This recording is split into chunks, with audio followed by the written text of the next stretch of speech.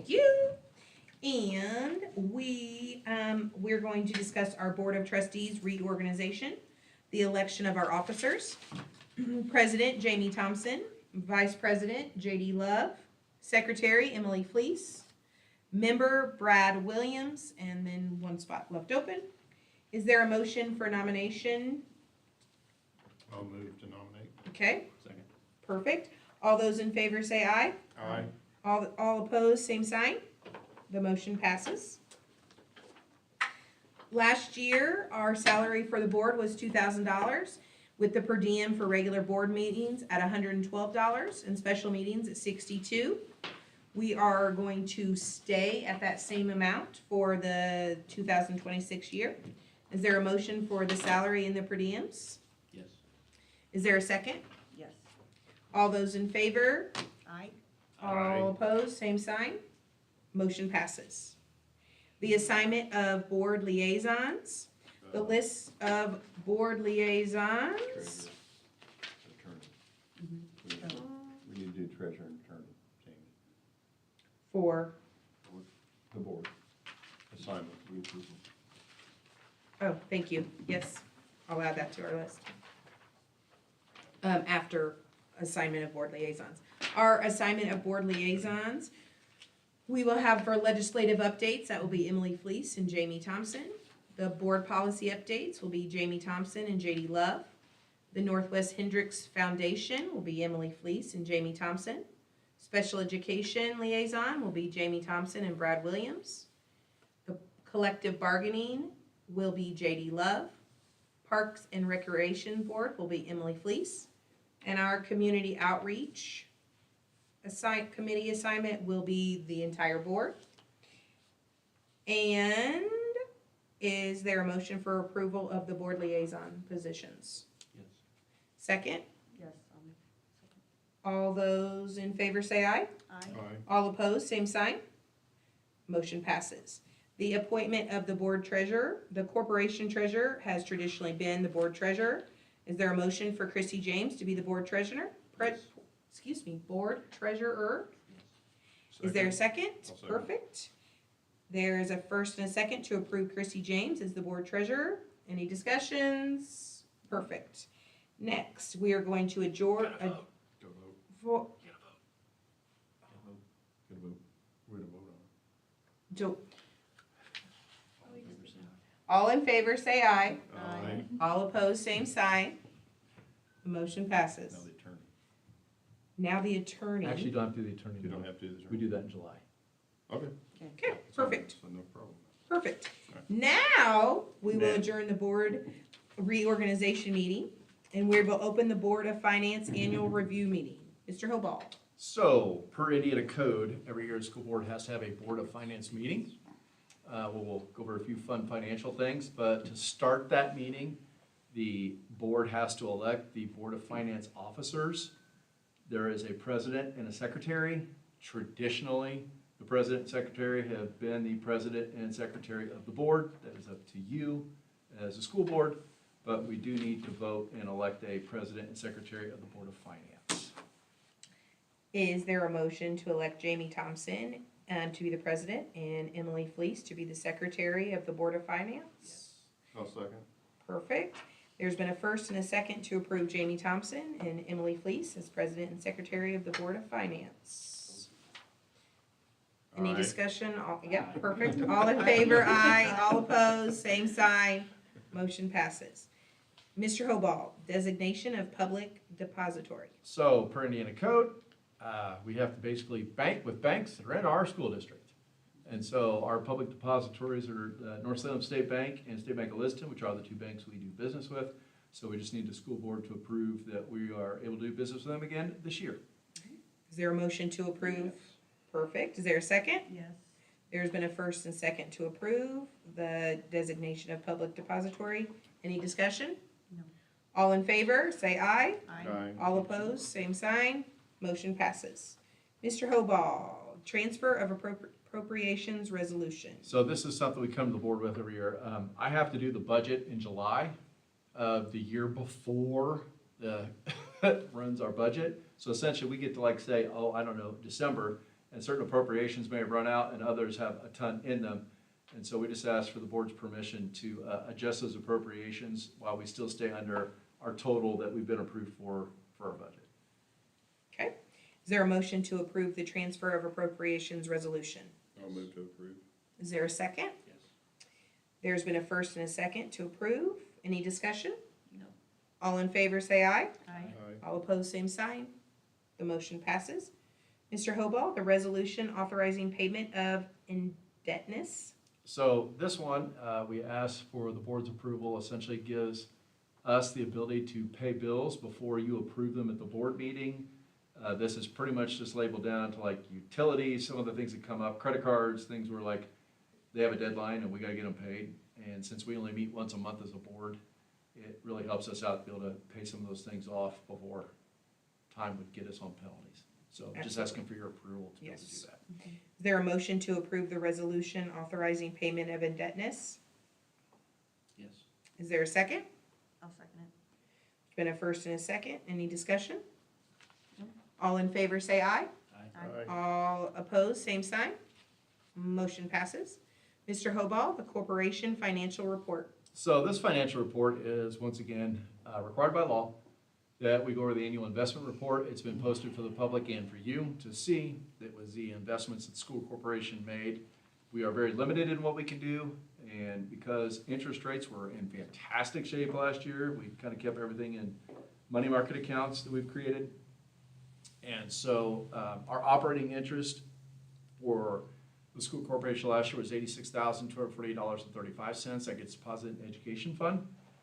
Then we have a couple bonds that we still have the funds for, that essentially the holding banks turn them over to us after a certain point, so we hold those funds.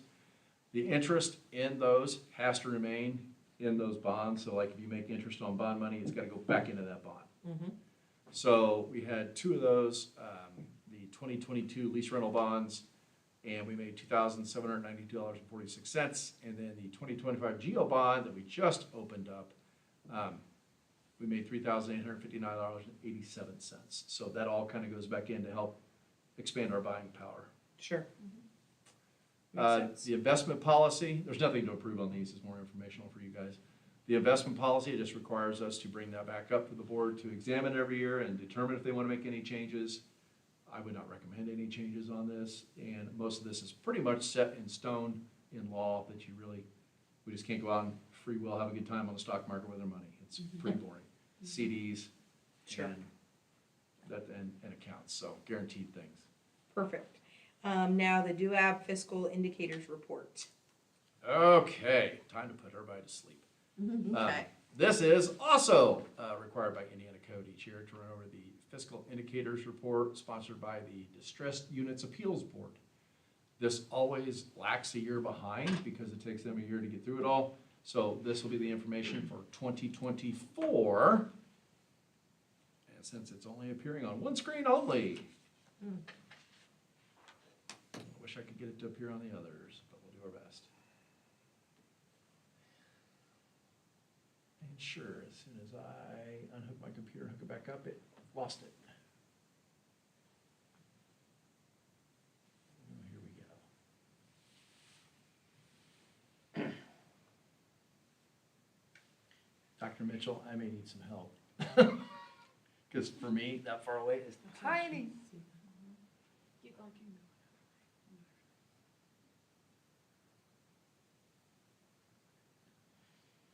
Very ends now.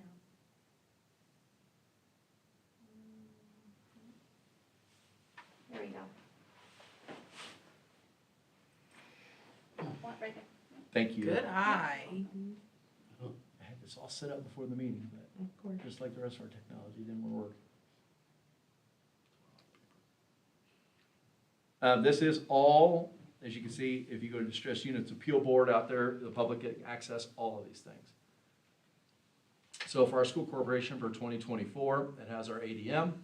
We were at 1895, which that'd be nice to get back to there again. There's our assessed value, and then basically the population of the school corporation.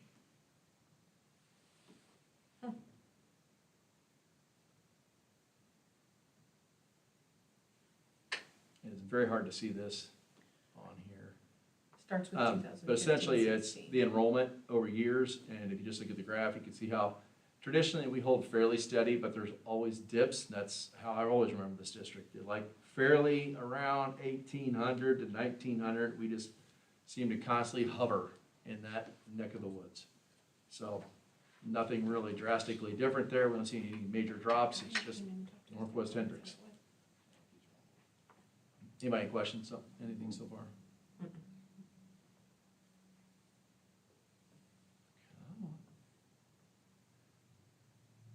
Our fund balances. So basically, it's a bar graph of every fund balance. And if you go on, then you can actually see like the label, because I can't see it from this far Want me to away. read any of them? Thanks, Brad. So the one that always sticks out to everybody goes back to 2020, and it's this giant bar. And that was the year that we took out the massive debt, and we had like $20 million in the bank to pay for a lot of the upgrades at the high school and all the elementary schools when we did all those entrances. So that's what that big bar is, and that's why it disappeared, because it was just all construction money. Other than that, what you really want to pay attention to is the size of these bars, and as we know, they've been progressively decreasing as we've been spending more and less revenues are coming in. So we're continuing to work on getting those things to stay where they're at and bring them back up a little bit. But that's kind of what they would be looking for, as DUAB continues to look to see, you know, how far do those bars go down. Okay.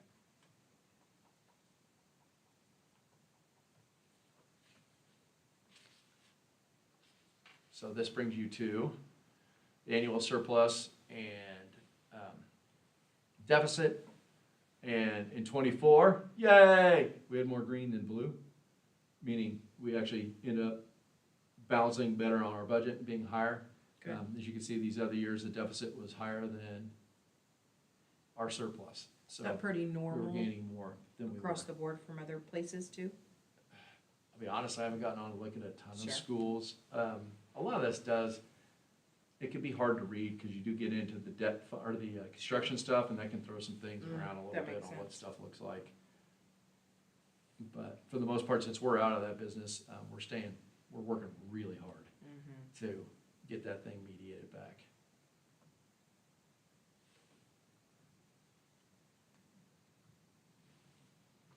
The next one. So this is our fund balance as a percent of expenditures. So in other words, how much do we have on hand versus what we spend? And way back here, we were at the 40-some percent. And that's, I know we had discussions as a school board to start spending money down because we're not a bank. Well, we've been spending, didn't realize things would change on us essentially. And so now we're all the way down to 15%. Kind of depends who you talk to where you want to be. If we're borrowing money, I can tell you that the people who lend money want to see you at 20 to give you the highest credit ratings. If you talk to, from what I've heard, some legislators think it should be somewhere between 15 and 10.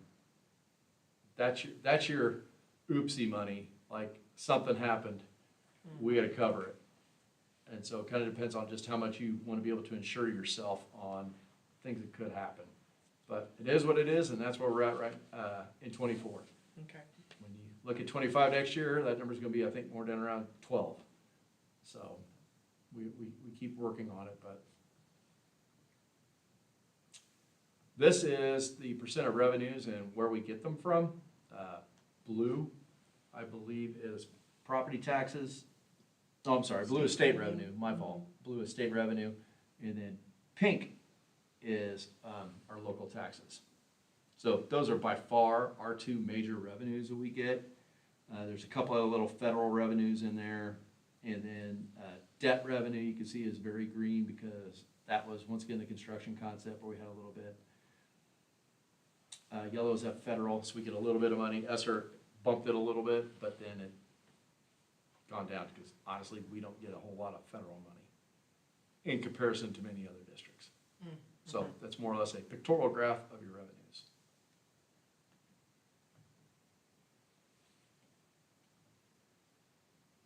And the exciting one this is your referendum. We don't have one.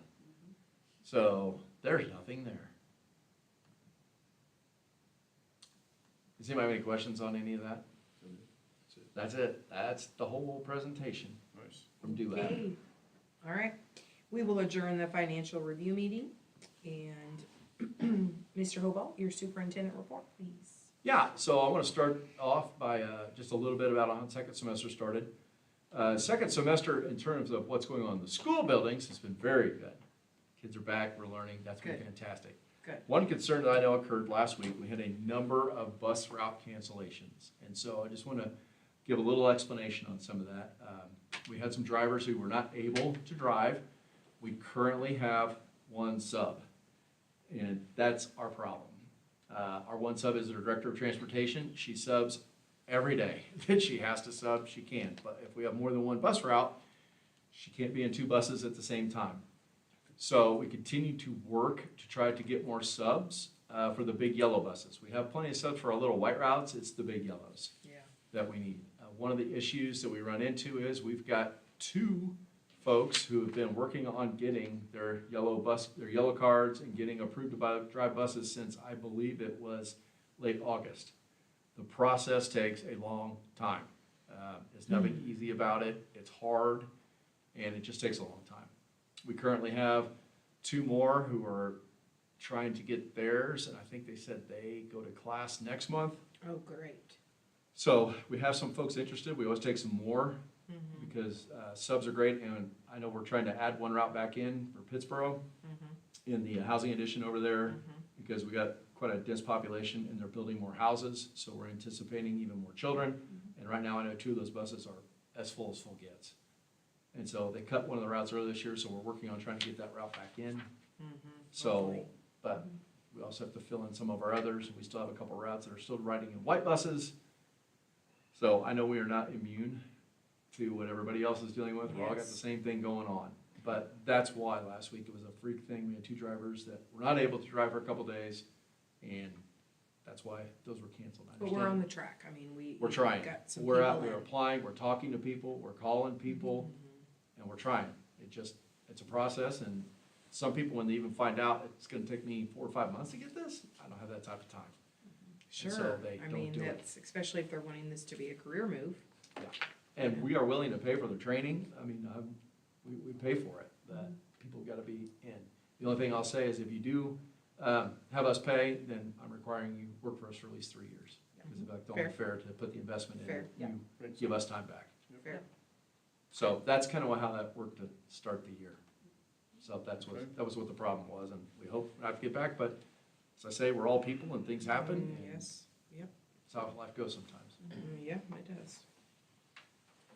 And then, Mr. Hoball, your Senate Enrolled Act.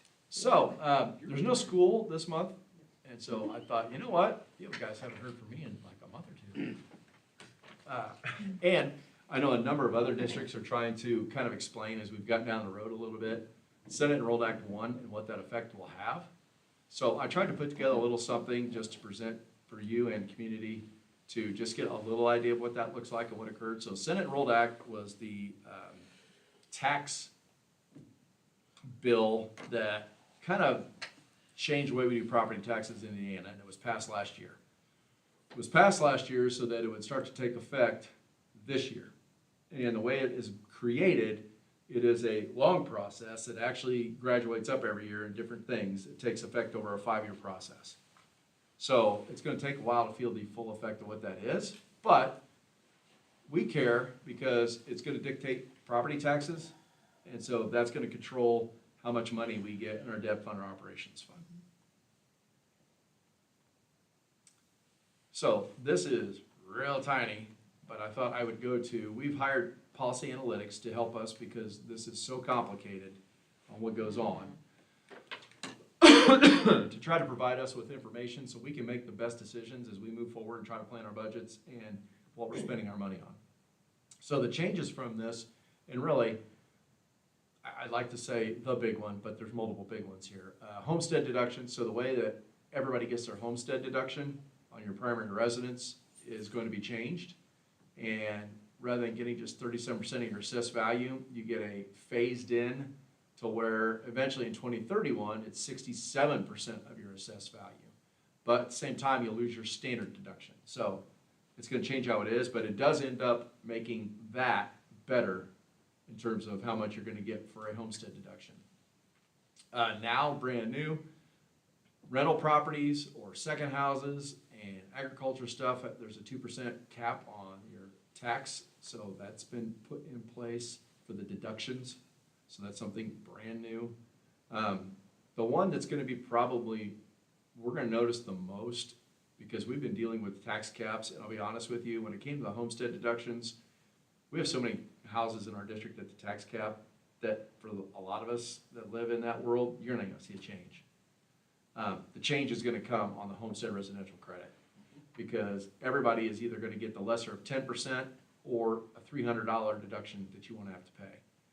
So when we figure that out, and I'll show you later, that's the one that's gonna make a huge deduction for us as a school district. This stuff is as a taxpayer and somebody lives here, that's really nice. I appreciate that. But as somebody running the school corporation, it's amazing what $300 per house is gonna do to the amount of money we're gonna get in. And we'll show you what that looks like. I will say this, based on what Policy Analytics, and they even told us, they go, we don't even know exactly what's gonna happen. So we're doing our best to guess. So we'll have to see, and we'll know come December of 26, more so what that looks like. I won't get into too much of the rest of it, because some of it gets into some finer stuff when it came to the de minimis exemption and the business personal property piece. Farmland assessed value, there's a new methodology going in place. And then some of those eliminations on deductions. I will say this, is I put in your packet for the weekend for the board with legislation. There are a number of bills right now being heard that undo part of this or adjust part of this so the effect isn't so drastic immediately. So while we may be talking about this right now, come this fall or this summer, we may be changing this. Okay. And I would just say, it makes it really hard to budget financially for a year or two in a school district when I don't know what's coming. So that's what that means. The other piece that's going to go with this is, and really the main driver on this is going to affect our assessed valuations. So Policy Analytics was able to put this together. All the blues, as you can see in the years down below, we're gaining assessed valuation. And really, the reason we sit here right now having to discuss this are all those major jumps. So when the assessed valuation jumped dramatically because of how they, I don't know if people weren't assessing things correctly, I'm not sure what happened, but when house values all took off and those assessed valuations all took off, and I get it, it's hard on people to pay that much more right away. So this year, we had our beautiful 0.2% increase. Next year, they're saying we're going to be, and it's going to be like this for 5 years, we're going to lose assessed value just because of how all these deductions work. So all those negatives down there, that's what we're looking at for the next 5 years. So our assessed value is going to drop. Nothing we can do about it. That's the world we're in now. But eventually, 31, we come back as long as everything stays in place as it is right now. Because you kind of get to the end of how everything gets phased in, and now we take off again, and we kind of like, it's basically like resetting. And we're going to reset and take off again. Now, what will that look like when we get there, when people actually have to start paying more property taxes again? We'll see how that plays out. Sure. But our assessed valuation is what we use to determine our property taxes, and that goes along with what our tax rate is. So every year when I come out here and talk to you guys in August, and we go through all that exciting budget stuff, and we determine that tax rate, that assessed valuation through a fund multiplication formula tells you what our property taxes are going to look like. The property taxes fund our debt fund and our operations fund. Property taxes do not pay teachers. I can show you how it's related. But straight up does not pay teachers. So that's always something that comes up. That comes from the education fund. I try to say that over and over when I get a chance to folks, because I even hear that in the public. And people are like, my property tax is paid. No, it does not. It pays my salary. It does not pay the teacher's salary. Debt fund. The debt fund is essentially, it's only there to pay our bond payments, which I would liken for a normal person, it's your mortgage.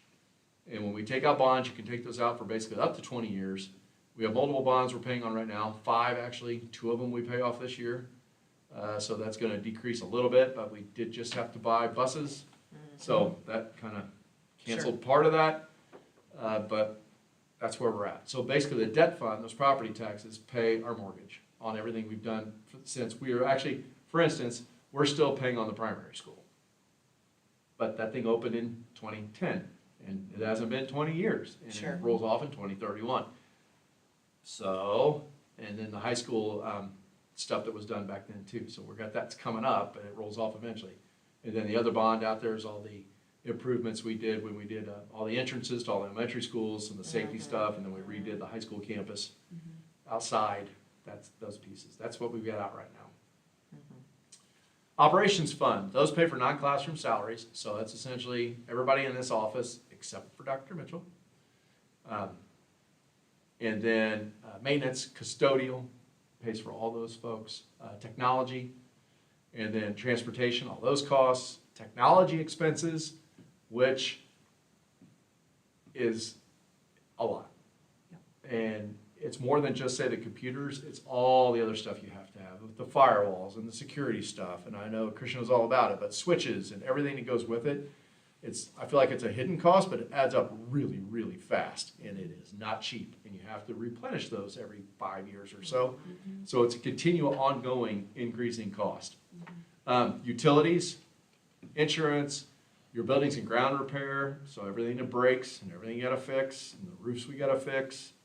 Our SROs come out of here, any legal stuff, and then finally, I think it's interesting, but you're forced to take our student aftercare and pre-care out, but it makes sense, because the education fund is supposed to be for education hours, and that's before and after school, so those all come out of there.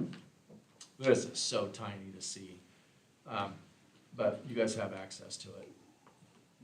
So what I tried to do is I went back and took, and I said, hey, before Senate enrolled Act 1, if we would have projected out and kept rolling before they put those in, and then I put our current situation, so like transportation coming to us, I put in all the reductions I made in central office.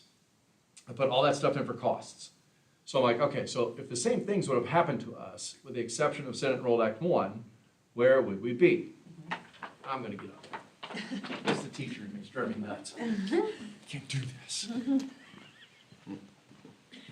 Yeah, I can see it over here. So the top is before Senate enrolled Act 1, the bottom is after. So the AVs, or assessed valuations, if you look, and these projections were given to us by Policy Analytics when they did our study, that it would keep increasing. They also said it wasn't gonna be stupid 24% anymore. You were gonna get back to the 6%, 4%, like what more normal looking type stuff would be for Hendricks County, which is a growing county. So we tend to see more than others. The ones that I track very, very closely are the debt fund balance and the operations fund balance. If those go negative, we're in trouble. So I gotta keep those up. And I like to keep them up to a certain amount to have that debt, as we discussed in the DUAB report, your expenses versus your cash balances, because you want enough in there for the uh-oh moments. So if you look at the tax rates, if they would have left it alone, granted, AV is going up, but if you compare the tax rates, we started in the same spot in 26, and 25, and 26 we'd have been at $1.09. I can tell you, we're going to be $1.1928. That's me and DLG have been going back and forth the last 2 weeks, and that's where we're basically at. So, ta-da, that's your tax rate for next year. We went up just a smidge, but some of that has to do with the fact that our AV went way down. Or didn't rise much, I should say. And if you look, the tax rate was going to keep going down, down, down, because the AV was going up, but that was going to drop, which means you probably would have ended up paying less-ish, I would guess, because it's a drastic drop.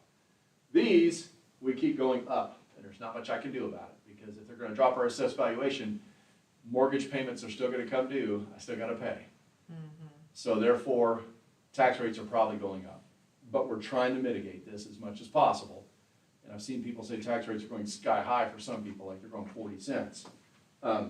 Like we've got next year may come down a little, it goes back up. Part of this will depend upon what happens to us, and if we gotta go back out for bonds, because we gotta fix technology, or I gotta fix a roof. But the big piece that goes with this, and this is something I know I've told you, is I'm not looking for any major building projects. We aren't right now looking like we're getting a ton more kids. It also means times are tough, and when I grew up, times are tough, you start to learn to do without a few things. And so fancy shiny buildings are one of the things we're gonna do without. So we're gonna try to get by on what we have. Now, if you gotta fix the heating, the air, water, heat, like that stuff's all we gotta take care of that. Yeah. But in terms of big fancy new, not planning on doing much of that until we get way down the road and see if something changes or what happens. The benefit to that though is, as you look at our cash balances, we're able to hold the line. So that's good news. And we don't have to go to referendum. As long as nobody changes the game we're playing downtown the next while. So that's my caveat. If they change it too much, we may have to have another discussion. Okay. But we're trying not to. Okay. And that's basically by tightening our belt and doing without. There's one bad piece to this that I wish would have let happen. And this comes back to tax funds don't pay teachers. However, we are allowed to transfer from the education fund to the operations fund every year, which that resolution will come up later tonight. We traditionally have always done the same amount, like 5 years now. I set it at the same amount so that we're kind of lowering our percentage each year. It's like 1.4 million. So I started looking at the numbers and I'm like, hey, if they would have left us alone and not done SEA 1, I started to monkey with the transfer because our cash balance was starting to increase. We're not going to be a bank. I don't need to be a bank to hold money, especially if I could take that money and pass it back. And so the big takeaway for me on this is if we'd have been before SEA 1, if you notice, this year we're going to transfer about 1.293. Next year I could have gotten it done about 1.2, then $1,800,000, and by 2029, all that 1.4 million would have stayed in the ed fund. And we could have paid teachers. Just to let you know, that's close to a $10,000 raise potentially for each teacher in our district. Now, I gotta have it, and I gotta have it just to stay alive, because we're like at 1.2, 1.6, 1.3, 1.9, I mean, we're gonna hold on by the skin of our teeth. So that's kind of honestly the big takeaway when I started doing this was we can make it, I think, if they don't change the rules on us too much, we gotta see what happens. But I went from having something where we could have really started to increase teacher pay to now I can't. That's sad. All right. I got a little bit more. I'm gonna show you one more thing. Because I want to come back to that. Yeah, so I want to come back to this one. Last slide, I promise. So this goes back to the $300 deduction that everybody gets, or the 10%, depending on what your AD looks like. And what does that do to us? So normally we see circuit breaker. We're used to it because a lot of our houses are at the cap, so then any tax above that, people don't pay. So for this year, our circuit breaker is somewhere around $700,000. So that number, as long as we keep our debt levy the same, which just gets real complicated, and I'm trying really hard to keep our debt levy the same and spend down our cash balances, so I can make sure I maximize the amount of money I got coming in. We're going to be in close to this, hopefully. Well, about $630,000 in circuit breaker, but the $300 per house we're losing is going to cause us to lose around $230,000 in operations revenue and $350,000 on the debt. And that's right now. If the legislature changes it, makes us take it all out of operations, then we're losing this entire kit and caboodle out of operations. That could cause a problem with what I said earlier in terms of being able to stay afloat. And when will we know all that, this time?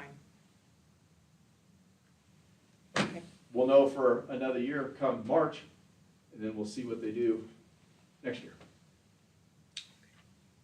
So that's where we're at. That's why it's important if you get an opportunity to talk to a legislator to explain, because I get it, it's a double-edged sword. People don't want to pay the extra property tax, I understand that part. And part of me, say it publicly, that property taxes, seriously, gonna pay more money on owning land?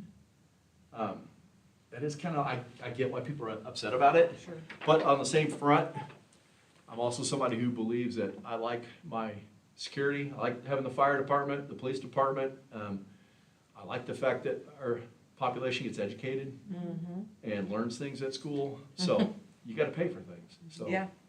If you it want goes nice back and things, you forth. have to pay for them. Thank you. You Okay. guys got any questions on any of that? No, I read it all before. Thank you. Thank you, Mr. Hoball. Let's move on to our consent agenda. We have to approve the minutes from a work session on December 9th, a regular session on December 9th, 2025, the payroll report, the personnel report, and the student transfer request. Can I add one thing? Yes? There are no financials in there this month because it was the end of the year. Yeah. And so it takes a little bit longer to wrap up the year. And with Christmas hitting, we just still haven't gotten them. We'll have them done soon. They'll be on the report for February, but Perfect. it's just not in there. That's kind of traditionally how it is, but I just want to make that known. Holidays bring wrenches. Yes. So, any questions on the consent agenda? No. All right, then we will motion is there a motion to approve the consent agenda? A second? I'll second. Okay. All in favor, say aye. Aye. All right. All opposed, same sign. Motion passes. And Mr. Hoball, the action items. So here we are at the Education Fund Transfer Resolution for 2026. Is asking for your approval to have the ability to transfer the 1.4 million if needed from ed to ops to keep us afloat. This year, we're able to, I think we're gonna be able to save off that last transfer, so we saved 100-some thousand back in ed. I think we're gonna be okay on that one, but just it gives us the ability to do it. Doesn't mean we have to, but we can. Okay, excuse me. Is there a motion to approve the education fund transfer resolution for 2026? Yes. Is there a second? Second. It's been a first and a second. Any discussion?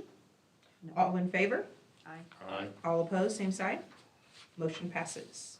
Mr. Hoball, talk to us about the approval of the Cubs handbook and rates for 2026. So annually, ask for the board's approval on this as they're gonna have open enrollment coming up, I think, like next week, to get it rolling. So looking, because we're the cheapest game in town by far for what we offer, to increase it $10 a week for this year. So that's like 400 for the entire year, which I know sounds like a lot, but I'm paying our teachers more too, because we were in danger of possibly losing some, and we think they do a great job. So I can say, the money's going to the teachers, honestly. Yeah. I gave them raises to make sure we keep hold of those folks, so. Well, if we lose them, then the rest of our path for those Exactly. children. And I will say with the Cubs, it becomes, I think it's hilarious every year, but they're like, especially at Pittsburgh, there's a line to get in on that night. And like, people are fighting to make sure they can get their name on the list, because they're worried that they won't be able to get in. Sure. So that means, I feel like that's a good sign the program's doing a great job. Yeah. They do a great job. Yeah, great. Is there a motion to approve the Cubs handbook and rates for the 26-27 year? I'll Yes. make the motion. Second. Second? I'll second. Perfect. First and a second. Any discussions? All in favor, say aye. Aye. All opposed, same side. Motion passes. Mr. Hoball, discussion items. So, we received notice from Abby Morgan of her resignation from the school board effective yesterday. So I just want to make that publicly known that we received that. So the process that we are going to undertake to fill that role is tomorrow on the website. We'll post it out through social media and our website news and different things we have on the website. An application for people who are interested. We have a 30-day window to have this filled, so it's got to move quickly. We will leave that open for 1 week Then, once we get those applications in, the board will have a meeting to be able to review those, determine who they feel is worthy of an interview. Then we will set up an interview meeting, which will be an open meeting for the board to interview those candidates. And then the board gets to choose ultimately who the replacement is for Mrs. Morgan. Okay. She still has 3 years left on her term, Mhm. so it would be an appointment for the next 3 years.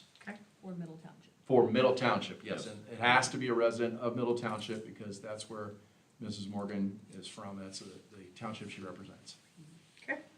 Thank you, Mr. Hobel. Calendar items, Martin Luther King Jr. Day is on Monday, so we will have no school on January 19th. Work session, 5:30 p.m., February 10th, followed by school board meeting at 6:30, February 10th, 2026. Is there a motion to adjourn our school board meeting? Yes. Is there a second? Second. All in favor, say aye. Aye. All opposed, same sign.